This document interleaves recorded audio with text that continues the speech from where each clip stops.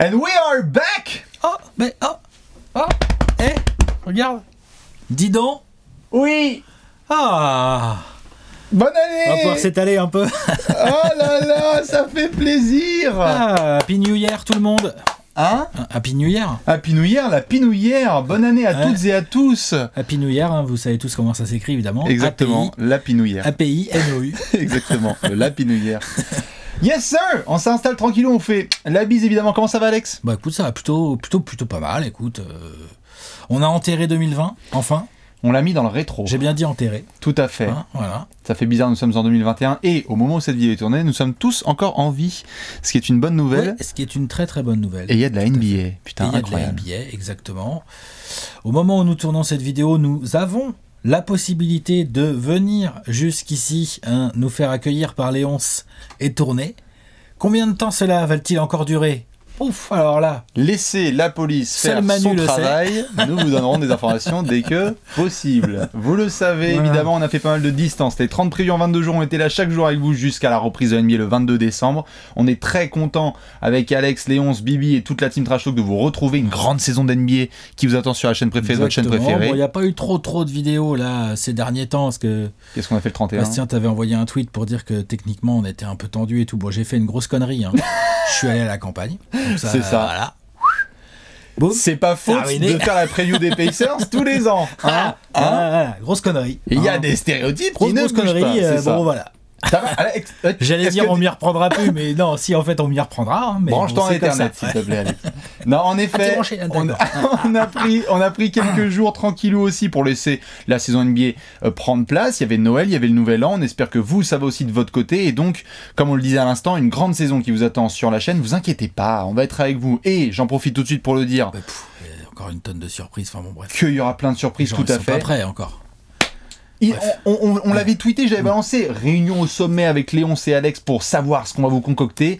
J'en profite pour vous dire, notamment, rendez-vous le lundi du Martin Luther King Day, qui est donc le 18, si je dis pas de bêtises. Le 18. Puisque ce sera l'occasion de vous offrir vos rendez-vous du lundi pour la saison à venir. Qu'est-ce qu'on propose? On va voir. En tout cas, le lundi prochain, il y a encore.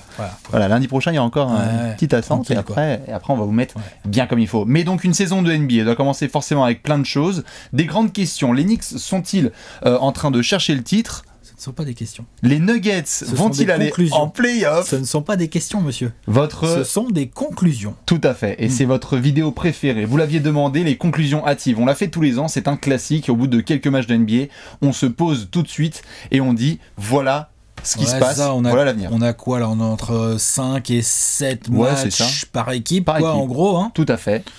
Voilà, donc on a de quoi faire. On a de quoi concluser hâtivement. Ah oui, très hâtivement même. Et donc vous connaissez le classique, conférence Est d'un côté puis NBA de l'autre. On fera la vidéo conférence Ouest juste après. Vous pouvez évidemment participer puisque là on a pris le temps, on a vu plein de choses. Déjà la NBA a repris. On a toutes les équipes qui ont pu jouer, certaines qui ont eu des matchs en moins, hashtag les Rockets, mais pour des raisons qui ne nous regardent pas. Laissons la police faire son travail. Tout à fait. C'était un anniversaire. C'était une crémaillère. Je préfère être très clair. Il y avait une crémaillère, mais on en parlera dans l'autre vidéo. Je sens qu'on va parler de crémaillère barbue dans la prochaine vidéo. Dans la conférence Est, évidemment, on ne va pas perdre de temps. Pour ceux qui connaissent le concept, craquez vos doigts. On vous fait plein de bisous encore une fois. Et ceux qui ne le connaissent pas, balancez vos conclusions hâtives. Alex, je vais te tendre tout de suite la perche. Parmi toutes les conclusions hâtives que tu as notées sur ce début de saison, qu'est-ce que tu as en premier? L'Est est supérieur à l'Ouest.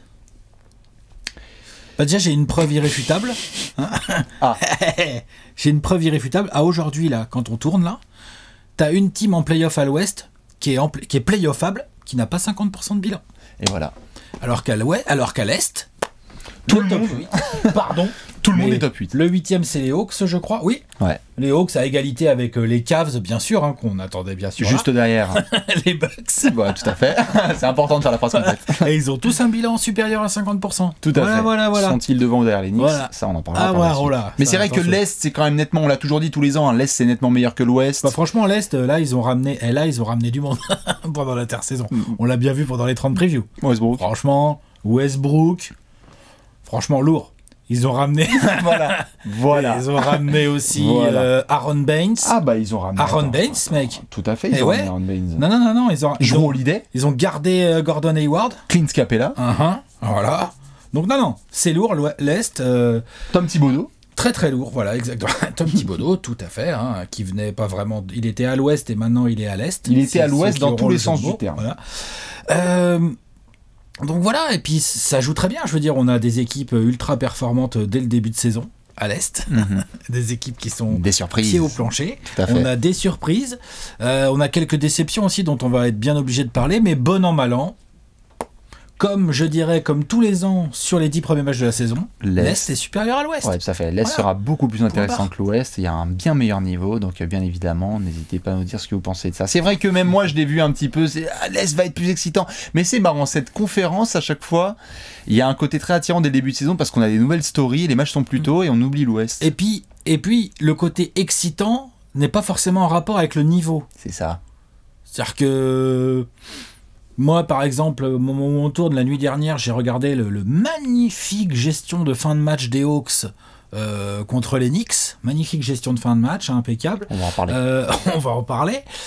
Et honnêtement, le match, je l'ai trouvé assez cool, assez excitant. Après, en termes de niveau, par rapport à l'Ouest, je sais pas trop où je le casse. Je sais pas où trop le jeu, tout à fait. Puis il y a des équipes qui sont en rodage, on sait que ça va démarrer là. Les équipes, faut le souligner quand même, sont un peu en mode pré-saison, ça va. Moi je m'attends à fin janvier, début février d'avoir une espèce de routine qui se met en place où les joueurs peuvent pas trop leur rythme. N'ont pas eu le temps de suffisamment bien se préparer, ça se voit. Là, ça n'a rien à voir de l'Est ou de l'Ouest. Là, je suis dans l'analyse fine, je suis plus du tout dans la conclusion. On est dans l'expertise, avec ça n'a rien à voir. Effectivement, et ça, on le voit. Il y a le nouveau calendrier là avec les back-to-back pour éviter les déplacements où tu joues 2 fois de suite la même équipe et tout, des pseudo-mini-séries quoi. Mini-séries de playoff. Voilà. Donc tout ça modifie pas mal de choses dans la préparation pour les joueurs et tout. Donc on va voir comment ça va se mettre en route, mais je suis d'accord avec toi. Pour l'instant, on est encore dans de la post-pré-saison. On est dans du rodage. On est encore en entraînement, comme on dit. Magnifique, donc l'Est à suivre de très très près, puisque honnêtement, super à l'Ouest. T'as quelque chose ? Ouais, j'ai envie de démarrer fort. Vas-y. Kian Hayes est un bust. Ça y est. Et d'ailleurs, Théo Malédon est bien meilleur que Kian Hayes. Ça y est, c'est vérifié. Malheureusement pour Kian Hayes, sa carrière sera un désastre total. Sélectionné beaucoup trop haut par les Pistons. On est entre quoi ? Entre Anthony Carter, on est entre Johnny Flynn. On est entre du Johnny Flynn, tout à fait, et du Jeff Teague. On ne sait pas quoi faire. Non, mais Kian Hayes, disons les choses clairement, au-delà de la conclusion hâtive. Les débuts sont très durs à Détroit. Ok. Il a été titularisé. Il a fait ses premiers matchs, on attendait la situation avec le côté mentorship de Derrick Rose, on l'a vu dans le 5 majeur avec des Blake Griffin et parfois sans Blake Griffin parce que il y a aussi des line-up très différents testés à Détroit et en transition. Griffin, on est en train de se poser la question de est-ce qu'il peut encore jouer au basket ou pas ? Oui, au basket, oui, mais est-ce qu'il va... NBA, enfin, tu vois, genre c'est... Tout à fait. Ça a l'air compliqué quand même. C'est un peu compliqué. Il fait mal au cœur, Blake, là, sur le début de saison. Ah oui, défensivement, mobilité. Et son shoot à 3 points, c'est tellement développé que maintenant, t'as l'impression que limite, c'est un stretch 4, alors qu'au début de carrière, c'est un mec qui était vraiment là pour Thomas sur la gueule de beaucoup de joueurs. Non, mais là, dans les déplacements, moi, il me... Ouais. C'est compliqué. Ça va monter en température. J'espère. Mais par contre, pour Kian Hayes, ce qui est sûr, c'est que moi, perso, le sentiment que j'ai en le voyant jouer, c'est que c'est comme s'il se mettait beaucoup de pression sur lui à vouloir un peu trop bien faire. Je peux autoriser ça, et je pense qu'on est nombreux à voir ça, à se dire, c'est les débuts d'un gamin où on est dans une cuvée de draft qu'on n'a pas cessé de répéter, qui est compliqué parce que tu n'as pas la Summer League, tu as un camp d'entraînement qui est raccourci.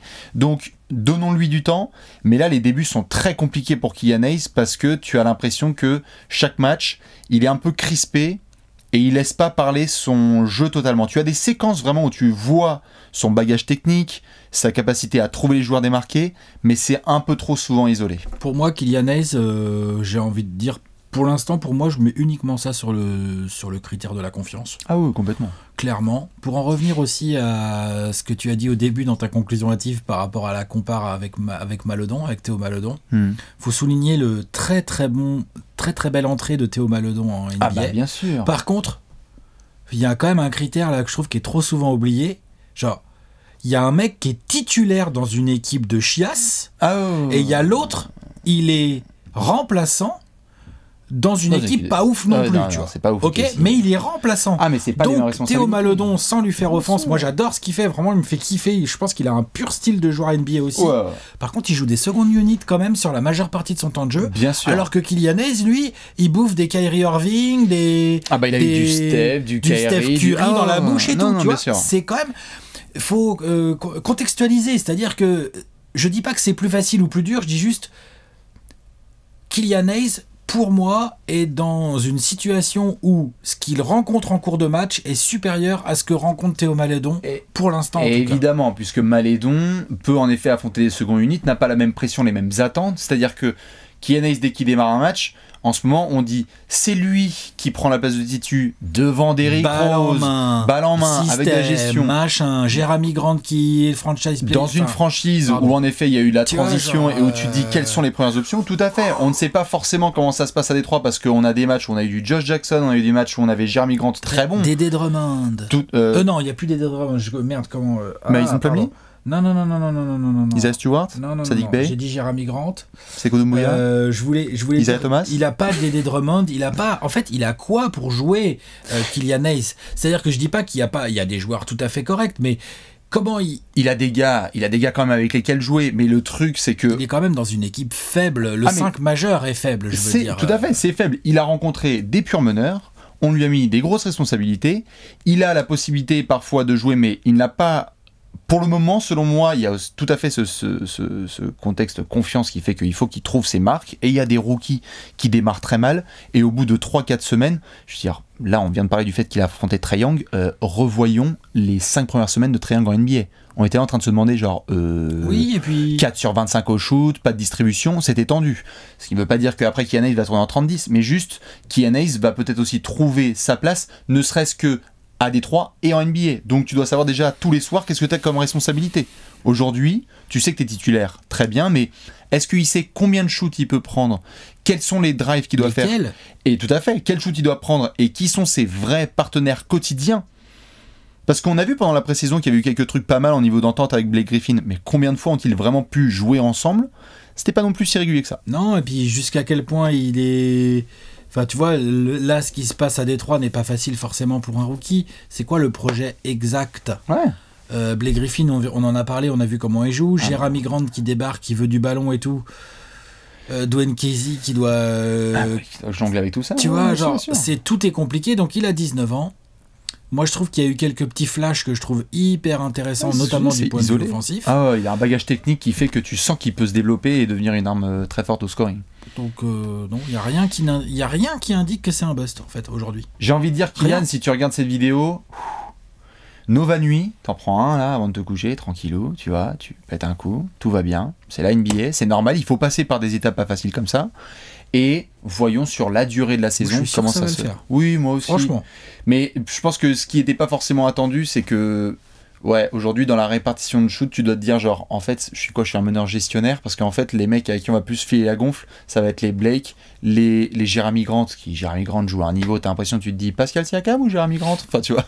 Non mais sur le début de saison, tu te dis genre wow, il fait un bon début de saison, même les Josh Jackson sont intégrés, c'est pas forcément facile donc j'attends le premier match à plus de 20 points, tranquillou, on va faire genre, damn, le potentiel offensif est énorme.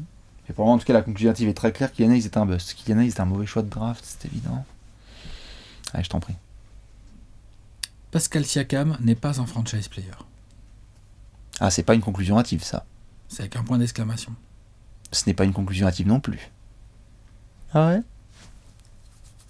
Disons que, en fait, le truc, c'est que faudrait pas que son mauvais début de saison là nous fasse oublier l'excellent début de saison de la saison dernière, par exemple. Tu vois, qui s'est enchaîné après avec des trucs compliqués, une deuxième partie de saison plus compliquée, une bulle pas très belle. À la bulle de Siakam, c'est crado. Ouais, on est d'accord. Donc, il est dans un trou de confiance, de positionnement aussi, l'ami Pascalou. Et du coup, sa production statistique, notamment au scoring, s'en ressent fortement parce que, en fait, Pascalou, en ce moment, dis donc, il a du mal à mettre des tirs, en fait, tout simplement, en fait, il a du mal à mettre des tirs. Sa variété aussi, dans le jeu, là, tu vois certaines limites. Voilà, mais il y a aussi des différences, c'est que le jeu des Raptors évolue. Il est plus centré autour de Fred VanVleet, qui n'est pas le même type de ball handler dominante que ne l'était Kyle Lowry. Enfin, il est toujours là, Kyle Lowry, mais on voit bien que ça pousse pas mal autour de VanVleet. Ils l'ont fait signer, puis il a du talent et tout. Bien sûr. Puis lui, il a assuré un certain match du début de saison. Ah, mais bien sûr, c'est pour ça que je dis ça. Ah oui, il a envoyé du lourd, VanVleet, au sein de ces Warriors, ces Raptors, pardon, qui eux envoient pas du lourd, clairement, je crois qu'on peut le dire. Maintenant, je pense que là, pour le coup, Siakam, avec ce qu'il a montré comme niveau de progression sur les dernières saisons, là, il y a un côté un peu régression. Ouais. Moi, je peux pas m'arrêter là-dessus et me dire que voilà, bah non, en fait, c'était juste un petit coup comme ça, vite fait de 2 saisons, là, Pascal Siakam. Je pense qu'il est dans un down, dans un creux, au creux de la vague, quoi. Et que je pense beaucoup que de fautes. C'est dans la tête, c'est sûr. Il y a un truc qui va moins bien. Il était sorti du match, il a été suspendu pour le suivant. Est-ce que c'est aussi les départs de joueurs expérimentés autour de lui qui l'affectent ? Bah, c'est possible. Hein. Ouais, et puis son rôle, il a du mal à le trouver. Ouais, bien sûr. Non, mais c'est sur la phrase franchise player, je pense que on l'aimait beaucoup dans ce rôle de lieutenant, et c'est vrai que la début de saison dernière, on était là, putain, waouh, le mec est à 25 points de moyenne. Début de saison dernière, on a fait un apéro, on s'est dit putain, mais en fait, course au MVP. C'est pas un MIP, c'est un MVP en fait. Ouais, c'était chouette l'année dernière, c'était 2019, c'était la teuf. À l'époque, ouais. Mais c'est vrai qu'il est vraiment dans le dur là sur le début de saison. Je pense que les punchlines vont revenir. La conclusion hâtive, c'est un peu, est-ce que Pascal Siakam est vraiment un All-Star ? Ça, je pense que certains vont suivre par contre cette phrase tout au long de la saison parce que... S'il continue comme ça, déjà, il va pas l'être cette année. Tout à fait. Et tu vois certaines limitations offensives. Les punchlines Twitter, j'ai avisé à Étienne évidemment sur le côté toupie Beyblade parce que tu as l'impression que c'est spin move sur spin move. C'est un petit peu limité. Quelque part, là où j'essaie de voir le verre à moitié plein, c'est s'il passe par là, ça veut dire qu'il reste encore du travail. Tu peux pas juste faire une saison surprise, puis une saison trop bien, et après jusqu'où on va. Il faut aussi te montrer que là, les défenses se sont ajustées à la surprise Siakam. Les défenses se sont dit, voilà cette surprise, maintenant on sait comment jouer sur lui. Il faut travailler, se réajuster et montrer que tu es un des meilleurs forwards de la conférence Est. Et puis je veux pas être méchant, mais c'est plus facile de t'ajuster à Pascal Siakam quand ses intérieurs c'est Chris Boucher et Aaron Baines que quand c'est Ibaka et Gasol. Tout à fait. Ça joue aussi tu vois. Ça joue sur Siakam, ça joue sur les Raptors d'une manière générale. Là, on le voit sur ce début de saison. Ce qui peut être pas mal pour lui, c'est qu'en effet les Raptors sont dans la sauce là. Ils sont quoi, une victoire pour 5 défaites. Ouais, un truc comme ça, ouais. Ouais, ils sont avant-derniers de l'Est. Une victoire pour 5 défaites. Bon, l'avantage c'est que par contre, Lowry et VanVleet font quand même pas mal le boulot. Il y a d'autres garçons aussi qui le font. Si Siakam répond un peu présent, il peut être la pièce majeure de la résurrection des Raptors où dans 3 semaines on va faire victoires quoi. Putain, ils sont revenus à 50%. Siakam joue son jeu. Ouais, voilà, c'est ça, exactement. Mais pour et là on dira ok, bon bah Siakam en fait. C'est peut-être le franchise player des Raptors. Exactement, tu vois. Je suis bien d'accord. Conclusion hâtive suivante. Giannis Antetokounmpo reste un gros bourrin. Je pense qu'on l'a vu, vous l'avez tous vu sur le début de saison. Fin de match face aux Celtics. Bourrin. Alors c'est franc. Je dirais, il n'était pas du tout... Trop court. Oui, puis ce qui m'avait fait marrer avec cette fin de match, c'est que c'est pas comme si le mec avait été adroit tout le match au lancer franc, qu'il avait mis des 3 points pull-up en transition. J'ai beaucoup parlé de ça parce que tu sais, dans la preview des Bucks, tu te rappelles dans la preview des Bucks, bien sûr. Je fais tout un laïus sur les lancers de Giannis, ça m'énerve et tout. L'autre, premier match, Celtics. Donc j'ai pas mal de gens qui sont venus, ah putain, t'avais trop bien vu, Alex. Ou en fait, non. C'était un bon match au lancer de Giannis. Mais oui. Juste, il a fait 1 sur 2 au moment où il fallait pas. Au moment où il fallait pas, il aurait pu le faire 10 minutes. Mais genre, je crois, il le finit à 7 sur 8 ou 8 sur 9. 8 sur 10. Ouais, un truc comme ça. Un pourcentage. Pourcentage trop bien, avec des 3 points en transition. Ouais. Et pareil, dans la preview, j'étais là, putain, j'ai hâte qu'on voit des matchs serrés des Bucks pour voir l'éventail de Budenholzer. Et on a fait. Donc là, moi, sur ce match-là, en tout cas, j'en voulais plus à Budenholzer que franchement à Giannis pour ses lancers. Oui, là où je suis obligé de dire. C'est un bourrin, quoi. Là où je suis obligé de dire gros bourrin, c'est que après, bon, ils ont tabassé Miami avec un record de shoot à 3 points, donc c'est facile, il a fait des kick-out, en gros. Mais après, le lendemain, quand ils se sont ajustés Miami et qu'ils ont mis Godola dans le 5 majeur, ils se sont ajustés. Giannis a fait un match plutôt moyen, voire un match de merde, et là on a retrouvé le Giannis bourrin. Et évidemment, moi je dis ça alors que hier soir il a mis combien de points ? 43 ? 44 ? Ouais, 43. Voilà. Donc, moi je voulais te poser la question, et je pense qu'il y a pas mal de gens qui l'ont vu. Giannis a pas mal tenté, ou Giannis, tiens, parce que ça va faire saigner des oreilles certains. Giannis a pris pas mal de 3 points, a tenté pas mal de 3 points en transition sur le début de saison. Je suis pas spécialement contre. Je trouve que c'est bien qu'ils se tentent, surtout que parfois, quand ça rentre, c'est vraiment flippant pour les défenses adverses. Par contre, ce qui nous a peut-être un petit peu plus travaillé, c'est son utilisation sur pick and roll. Mais oui. Où là, on retrouve certaines limitations Budenholzer qui sont pas top. Non mais il doit être le screen and roll, Giannis, en pick and roll. Il doit pas être le ball handler. C'est pas lui qui doit avoir la balle, c'est lui qui doit poser des coups. Voilà. Et t'as Jrue Holiday et Chris Middleton. Franchement, Chris Middleton, Ils l'ont balle en fait main. un peu. Ouais, mais pas assez. Moi, je trouve qu'il est sous-exploité à ce niveau-là. Je trouve que Budenholzer s'entête pas mal avec du Giannis balle en main. Je dis pas qu'il doit pas avoir la balle en main. Giannis doit avoir la balle en main en crée des transition, séparations de salopard malade. Ouais. Mais pas tout le temps, et surtout dans les fins de match qui se resserrent. Je pense que c'est intéressant de proposer autre chose, parce qu'un bon screen de Giannis qui roule derrière... Bah tu sais qu'avec du Middleton ou du Jrue Holiday balle en main, tu as des options qui vont faire chier plus d'une défense. Bah c'est pour ça qu'en effet, quand tu as rencontré Boston, Marcus Smart, il s'est fait un plaisir de prendre des passages en force dans tous les sens, que quand ils ont affronté Miami, c'est soit Iguodala, soit Avery Bradley qui ont fait « Excuse-moi, est-ce que tu peux juste foncer tête baissée pour qu'on intercepte le ballon ?» Donc, à surveiller, Giannis va faire une très grande saison, il n'y a pas de problème, mais comme on l'a dit dans la preview, entre les lancers francs et les fins de match serrées pour les Bucks, ça va être observé de très près. Quand Jason Tatum a mis son shoot avec la planche, là on a ressorti des « Not my MVP ». Non, puis la régulière, là pour les Bucks, c'est important la régulière, mais c'est de la régulière pour se mettre en place. Tout à fait. Ils vont gagner des matchs, c'est pas là qu'on l'attend le Giannis, hein. Gros bourrin, hashtag gros bourrin. Voilà. Le bourrin, on l'attend plus loin. On l'attend à partir de la deuxième quinzaine de mai. Comme dirait James Harden, c'est facile, moi aussi j'aimerais juste courir et sauter haut. Et dunker. Sauf qu'il peut pas sauter haut pour les raisons que l'on connaît, James Harden. Exactement. Hein, Père Noël. Suivante. Ouais, qu'est-ce que je pourrais... Ah oui, bien sûr. Kevin Durant et Kyrie Irving ne sont pas clutch. Les Nets ont besoin d'un joueur pour finir les matchs. Il n'y a pas de sang-froid dans cet effectif. C'est terrible. Charlotte, ça choque. Charlotte, c'est Timothée Luwawu qui est obligé de mettre les gros shoots en fin de match, et c'est Terry Rozier qui t'achève. Ils sont où, Kyrie et KD, là? KD baseline, c'est mort. Heureusement que Kyrie chauffe contre les Hawks. Sinon, ils en auraient pris deux voilà, exactement. dans la fessée. Les Wizards, là, récemment, là. Clonk. Ploum. Hein, ça rentre pas, hein, KD, alors KD? Il est où le meilleur attaquant all-time, là? Oh. C'était très compliqué pour les Nets qui ont vraiment galéré comme never. Non, c'est vraiment de la conclusion très hâtive, ça. Oui. On en a vu des gens qui se plaignent déjà du rendement de KD, de Kyrie en fin de match, machin et tout. Là, les Nets viennent de perdre 4 fois sur les 5 derniers matchs, si je dis pas de bêtises. Attention. Donc c'est pas beau. Steve Nash la fraude. Voilà, on n'est pas loin de ça. Alors qu'il y a 2 semaines à Boston, on était à jour Noël. Oh my god! Incroyable, Steve Nash, c'est un génie. J'arrête à l'air. C'est un génie, les Nets, ils sont injouables, ils ont trop de solutions. Le bras de trop de solutions. Bon, déjà, on voit bien la blessure de Dinwiddie, ça emmerde à mort les rotations de Steve Nash, qui est logique. Très bonne intégration de Timothée Luwawu dans sa plongeur. Ça fait plaisir de le voir là, lui.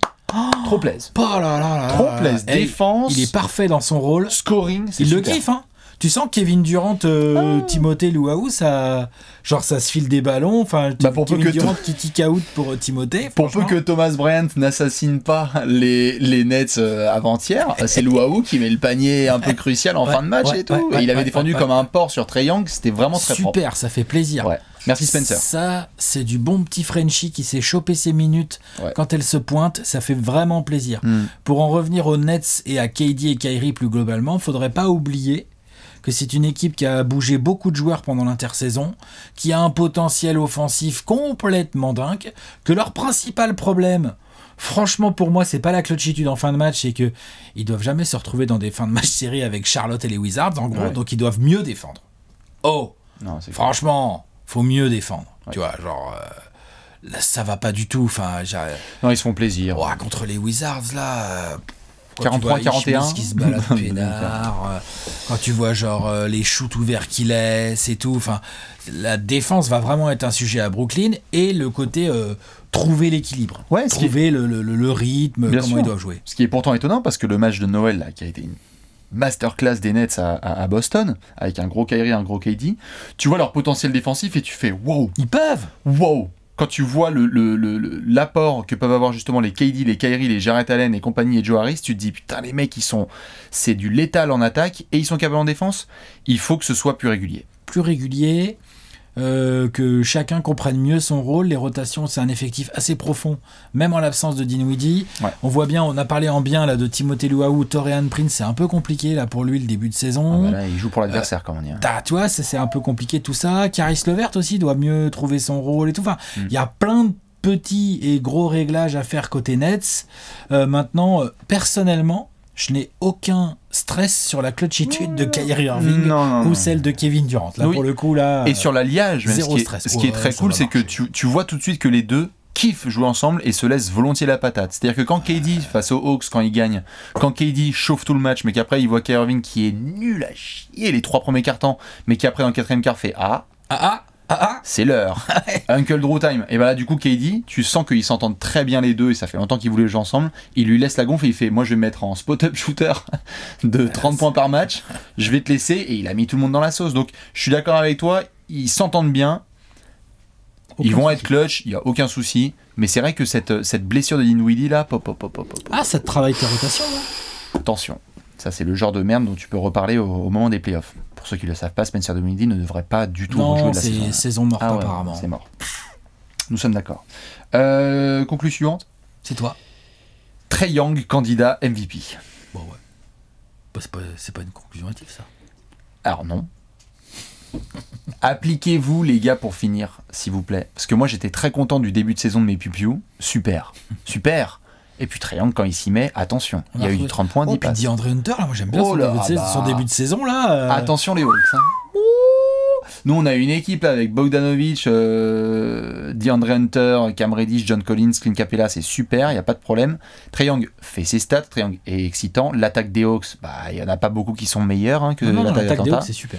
Mais, chiez pas contre les Knicks, chiez pas contre les Cavs. Je sais bien que c'est la fatigue, etc. Mais tout le monde est fatigué. Donc, non. La fatigue rentre pas en ligne de compte, enfin elle rentre en ligne de compte là-dedans, mais elle est là, elle est présente pour tout le monde. Pour peu que Atlanta enchaîne les victoires comme ça, avec un triangle aux alentours des 30 points et 10 passes, attention. Là on va rentrer dans les discussions, on va faire... Non mais il a déjà des MVP calls. Hein. Ah ouais. Il a déjà des calls, t'es là, tu fais ah ouais d'accord l'arbitre. D'accord, ok, ouais. Tout à fait. Donc toi, tu voulais que Trae Young il marque en fait l'arbitre. Toi, t'aimes bien quand Trae Young il marque. Puis sur Twitter, il y a @Bastien9270 qui arrête pas de tweeter Trae Young MVP. non, mais oui, il essaye de rejoindre l'élite des grands parce que jusque là, il a été catalogué un peu comme Devin Booker au début, c'est-à-dire des très bonnes stats dans des équipes de merde. Si Atlanta commence à bien jouer et qu'il maintient cette production, attention. Là, il est vraiment le meilleur joueur avec des très grosses stats à un 30 points, 10 passes, il y a un peu de rebond, il shoot beaucoup de lancers, il provoque très bien.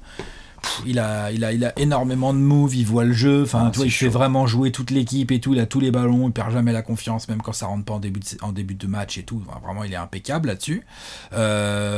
Si Atlanta se positionne avec quelques victoires, si Atlanta ne perd pas les matchs qu'il doit gagner, tu vois, les matchs à la con, là, t'as parlé des Cavs, là, des Knicks et tout, évidemment, ça c'est des matchs à gagner. Et qu'Atlanta est top 3 ou un truc comme ça, top 3, top 4. Ah oui, il faut être là pour être MVP. Ah ouais. T'es pas MVP en étant 7ème de conf. Hein. Enfin, normalement non. Je pense que oui, Trae Young, ça va être marrant parce que je pense que, attention, qu'à un moment donné, on va faire attends. Mais en fait, le trade avec Luka Doncic. Non, ça va être très fun. C'est un peu hâtif évidemment parce que je pense pas qu'Atlanta va être sur la durée en fait suffisamment bon collectivement cette saison tout de suite pour que Trae Young soit un candidat MVP. Non, on a dit qu'on voulait être en playoff, donc c'est déjà ça. Là, je vois la discipline, ça va pas être si simple. Il y a pas mal de choses. Là aussi, Lloyd Pierce, on le regarde très fort lui. Sur ses rotations, ses choix de temps mort. C'est pas mal. Je dis pas que c'est pas bien. Je dis juste qu'il a là, tu vois là, limite là, les quelques petites blessures qu'il y a, ça lui simplifie la tâche en termes de choix. Ah oui, bien sûr. Quand Gallinari est là, on sent déjà que quand Gallinari est là, il sait pas trop si Gallo doit être titulaire ou remplaçant. Est-ce que Gallo, c'est un 3, c'est un 4, je sais, mais il a été aussi un peu titulaire au début quand il n'y avait pas Capella. Oui, ça marchait pas si mal que ça. Hein. Bien sûr. Après, pour défendre la raquette Gallo-Collins, attention, c'est pas idéal. En fait, Trae Young, quoi qu'il en soit, va être excitant, va faire ses stats. Tout dépend du plafond des Hawks. Moi, j'avoue, je ne suis pas objectif, mais je vous invite, et on en parlera d'une autre équipe dans la conférence Ouest, vous inquiétez pas, je vous invite à regarder les Hawks en ce moment parce que c'est excitant quoi qu'il arrive. Ils n'ont pas de plafond. Non, ils n'ont pas de plafond. Il n'y a pas de plafond. Ils n'ont pas de plafond. Il y a zéro plafond. Sky is the limit. Même pas en fait. Pour les piou-piou, tu veux le très très haut. Regardez les Hawks si vous voulez, il va y avoir des matchs assez excitants là dans les semaines à venir. Et parce que Trae Young en ce moment, balle en main, avec les armes qu'ils lui ont mis autour de lui, tu fais genre waouh.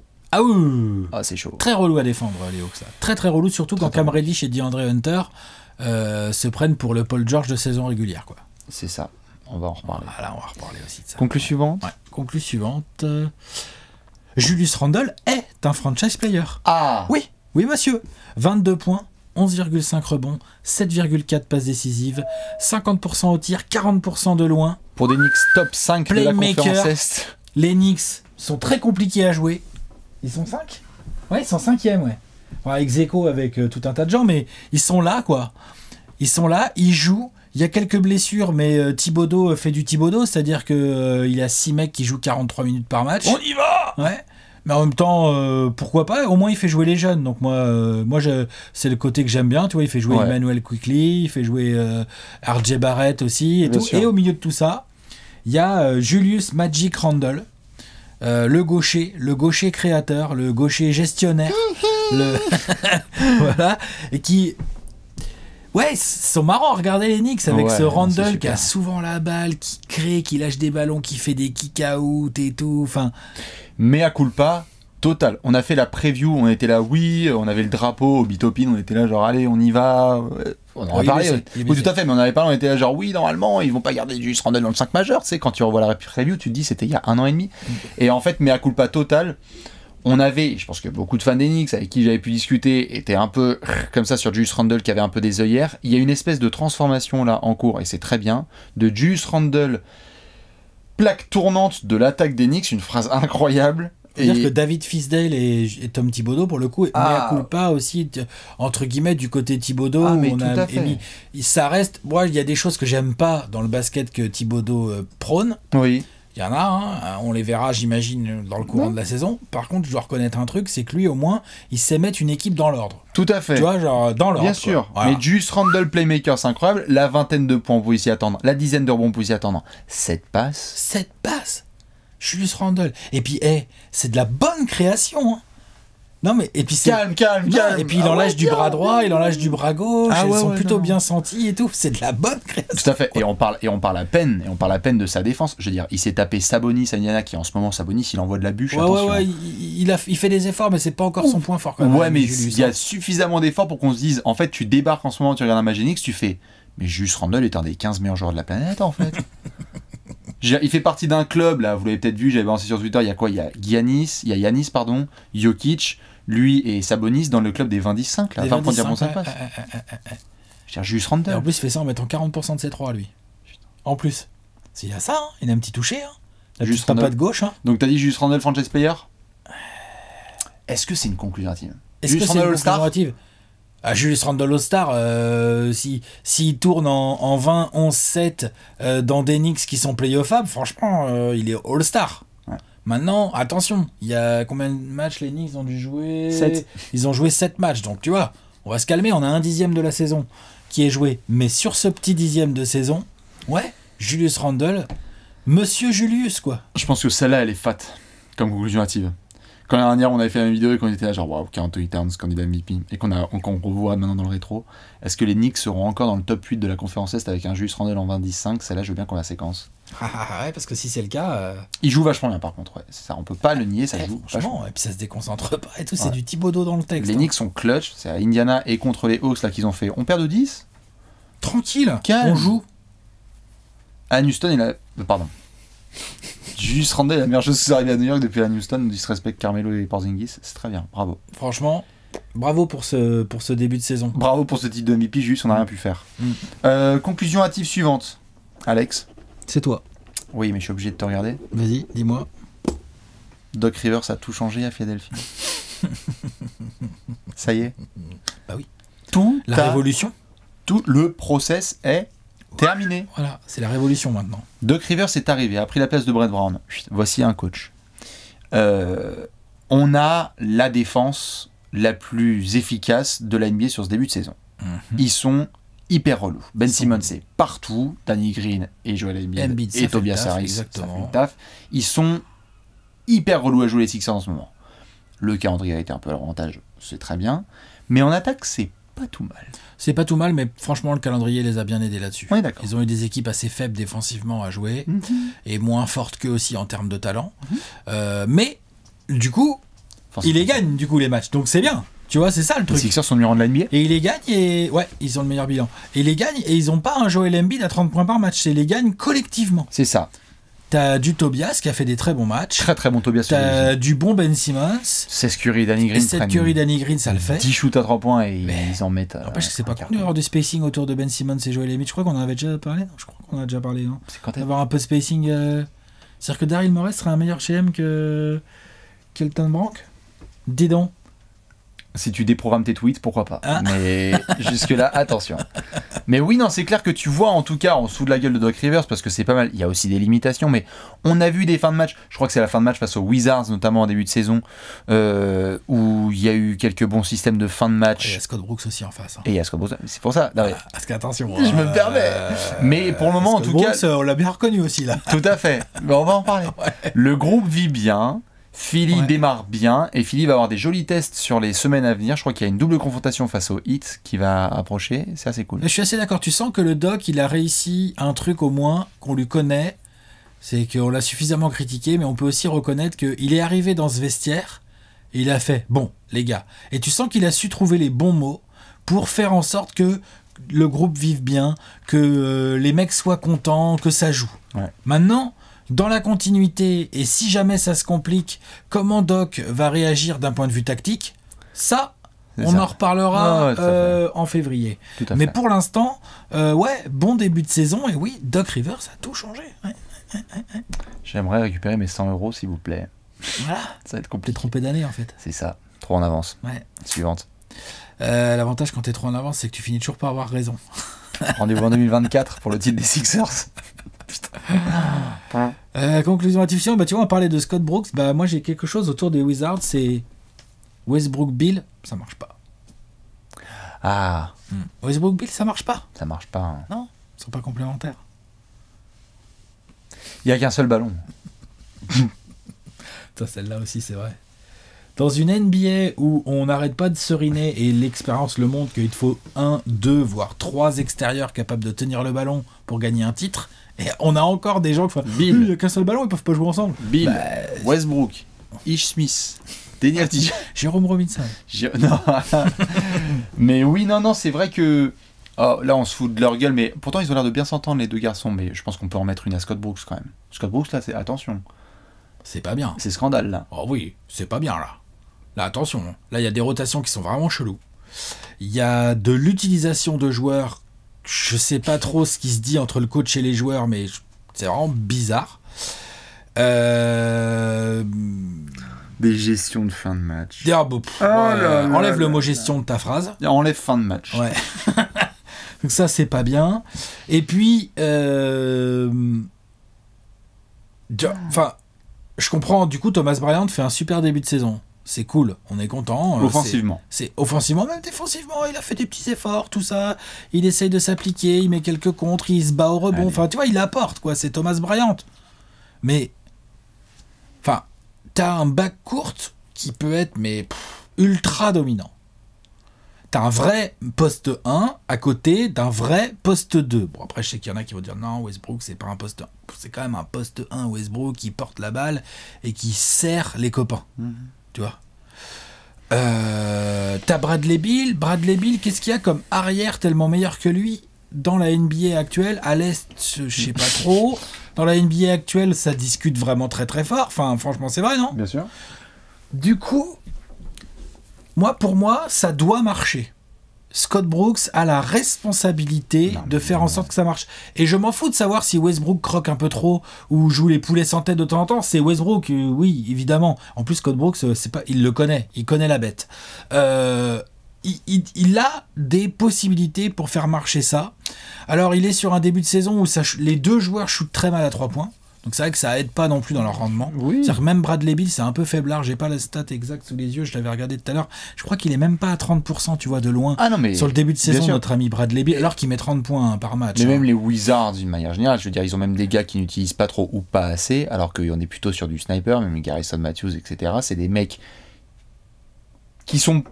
La répartition des minutes de Scott Brooks et les rotations, tu vois parfois des line-up avec des joueurs trop petits sur des lignes extérieures où pourtant en face il y a des mecs beaucoup plus imposants où tu te dis mais merde mec, stop l'hémorragie. Pourquoi t'as cru que Raoul Neto c'était John Stockton? Stop, ça ne passera pas. Et ces espèces de line-up, on a vu des choses intéressantes avec Deni Avdija, on a vu des choses intéressantes avec Westbrook et Beal, donc par rapport à la conclusion hâtive, oui, ils s'entendent bien les deux et je pense que ça va marcher. Tu vois bien que les deux se kiffent, ça va marcher.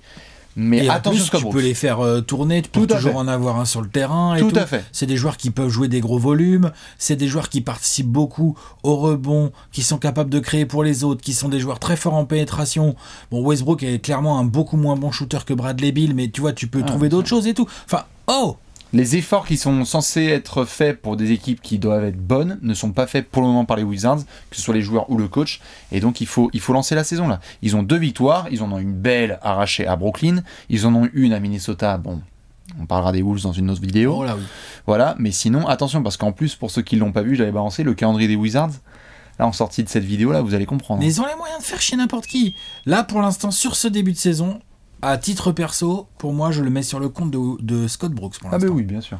Bien sûr. Pour l'instant. Après, évidemment, si Westbrook continue à shooter à 12%, tu vois, genre ça va pas le faire, on va le critiquer évidemment. Ouais, là, j'ai envie de dire, le mec vient Brooks. d'arriver. On a dit en intro de cette vidéo qu'il y avait encore un côté pré-saison et tout, qu'il y avait pas mal de joueurs qui ont besoin de se remettre dans un certain rythme. Je pense que Beal et Westbrook sont dans ce cas précis encore un peu, où il y a des choses à trouver. La production, je veux dire, Westbrook est en triple-double et Bradley Beal est à 30 points par match, donc la production, ça va, il y a déjà... Il y a une base. Il y a déjà une bonne base. Il y a une base. Maintenant, il faudrait que ça se transforme en win. Et c'est là que je trouve que le coach a un vrai gros rôle à jouer. J'aimerais bien voir s'ils sont capables, parce que ça on n'avait pas répondu à la preview, de montrer ne serait-ce que des cartons bons défensivement, successifs.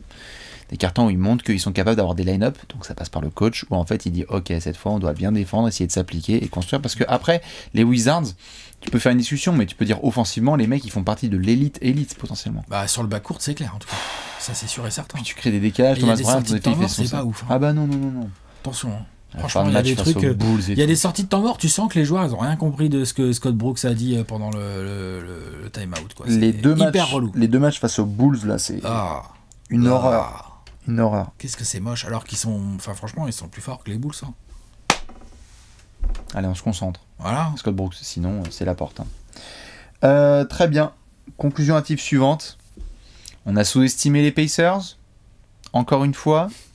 On fait toujours la même erreur sur cette chaîne. Ça, c'est même plus une conclusion. Oh putain, tous les ans on fait la même erreur, on fait la preview, on sort les démarre la saison et tout. On fait merde, putain, ils jouent bien ces connards. C'est là, on est là, allez, ils vont peut-être faire les playoffs. Tu parles.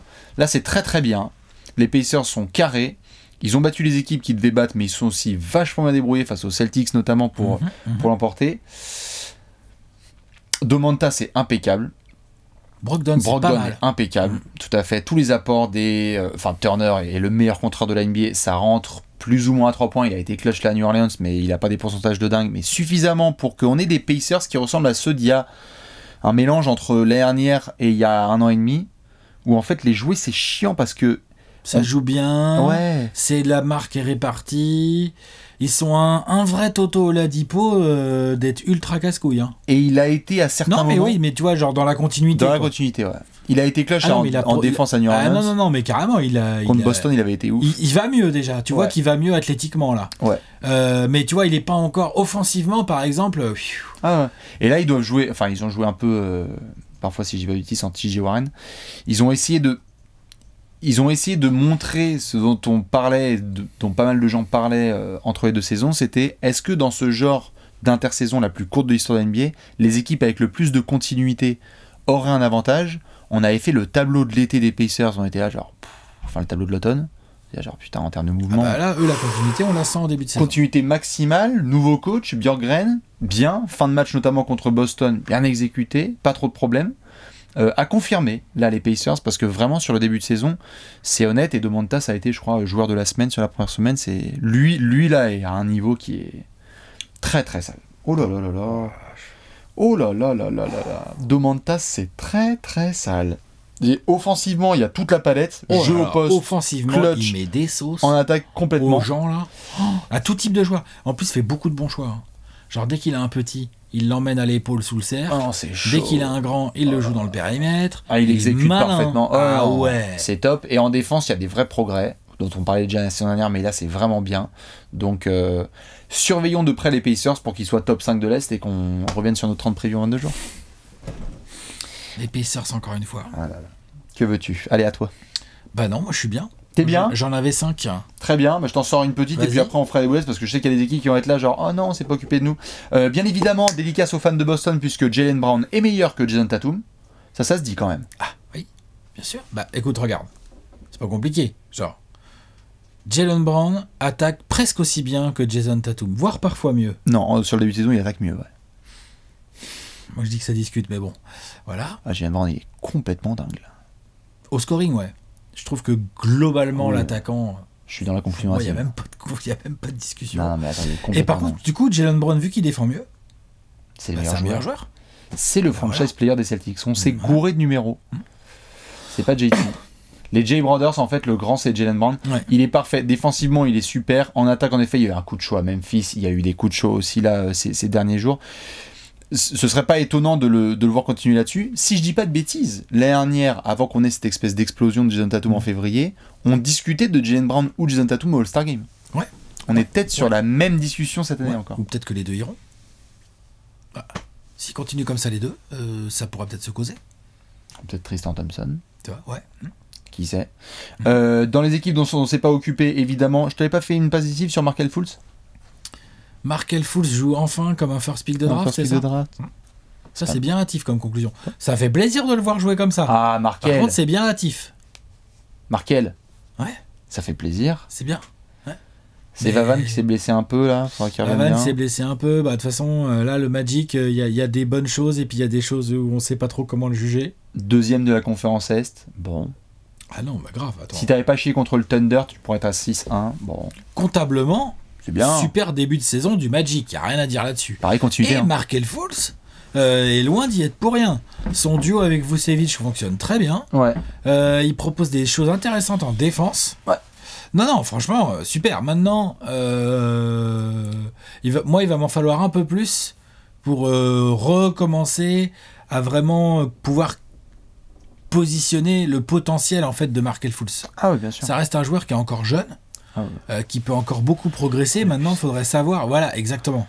Genre, un soir, c'est Penny Hardaway, et le lendemain, c'est Penny Hardaway. Hein. Donc, ça, c'est un souci. Et c'est un souci que, de toute façon, qui, à mon avis, s'il continue, c'est un souci qui se verra dans les résultats collectifs du Magic. Ouais. Ah oui, tout à fait. Et j'en profite d'ailleurs pour te dire, c'est marrant, tu vois, à quel point on parlait de continuité. Orlando, Indiana, même quelque part Boston, bon t'as perdu Gordon Hayward mais ça va, t'as pas non plus chamboulé ton effectif. Philadelphie, les équipes qui sont dans le haut de tableau là qui démarrent bien, c'est des équipes sont checkées au camp d'entraînement, ils ont fait ça va. La base est bonne, la base est la même que l'année dernière. Je suis d'accord. Ça joue beaucoup. Miami par exemple, où il y a eu la blessure de Butler, voilà, on n'a pas fait de conclusion hâtive sur le hit mais bon. On va attendre que la saison change gentiment. Bah, qu'ils ont joué en octobre dernier. Fake dans la bulle. C'est ça. Ça paraît compliqué quand même. Le hit c'était compliqué dans la bulle. Non, évidemment pour nos amis les Cavs, André Drummond défenseur de l'année et le backcourt Sexland. Sextoy, ouais, putain, ils sont relous. Garton. Mais c'est bien. Ouais. Garton. Le Garton Sexland. Colin Sexton c'est très bien. Oui. Larry Nance Jr. c'est super. Oui. Voyons voir ce que l'effet JB Bickerstaff peut donner. Oui, et puis... sur la durée. Là, pour le coup, c'est une équipe qui doit apprendre encore beaucoup de choses, mais qui a au moins eu le mérite d'engranger quelques wins là d'entrée pour se mettre un peu en confiance. Et donc ça, c'est très cool. Chicago, on n'a pas fait sur les Bulls. Tout va bien, Zach LaVine est très fort. Kobe White n'est pas prêt. Otto Porter est un super sixième. Ça, j'ai bien aimé. Otto Porter en sortie de banc. C'est pas mal. Mais ça manque les résultats maintenant. Bah c'est ça, ils en ont gagné là un peu récemment, mais il y a quelques jours on était en train de se demander genre y a-t-il pire équipe? Et en fait là les Bulls, ça y est, ça a démarré sa saison. Il faut des résultats. Pas mal. Exactement. Charlotte, on a eu quelques bons débuts du côté de la Melo Ball en connexion avec Miles Bridges. On a eu quelques belles perfs de Terry Rozier. Sur ma fin, moi, sur la façon d'utiliser la Melo Ball. Devonte Graham. Sur ma fin. Ouais.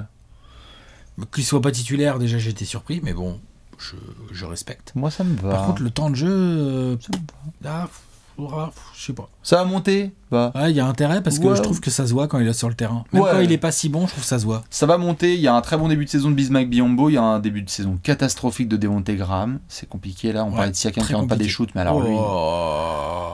Le mystère de Pékin. Lui, c'est tout son jeu en plus. Hein. Ouais, c'est compliqué. Attention. Get buckets, si ça rentre pas, c'est compliqué. Get buckets, si ça rentre pas, lui. Qu'est-ce qu'on fait? Si ça rentre pas comme ça, lui, il peut pas rester titulaire, c'est impossible en fait. Donc Devonte, on compte sur toi pour que ça rentre, parce que là, ça va être un peu tendu. Je crois qu'on a fait le tour complet de la conférence Est. Hein. Oui, c'est ça. Toronto n'ira pas en playoff et Détroit puis la merde. Ouais, c'est bon. Ouais, c'est bien. C'est complet. Magnifique, sur les conclusions hâtives, nous sommes complets. Eh bien, écoute, magnifique, vous connaissez le classique. Évidemment, ce sont des conclusions hâtives. Donc, vous pouvez en balancer aussi de ce que vous avez pu observer sur ces 2 premières semaines de saison régulière. Nous, on vérifiera tout ça. On regardera aussi cette vidéo dans quelques mois pour se dire c'était marrant à l'époque où Julius Randle était le franchise player d'une franchise dans le top 8. Voilà, c'est ça. Et puis, évidemment, nous, on va se retrouver pour la vidéo spéciale conférence Ouest. Ciao. Ciao.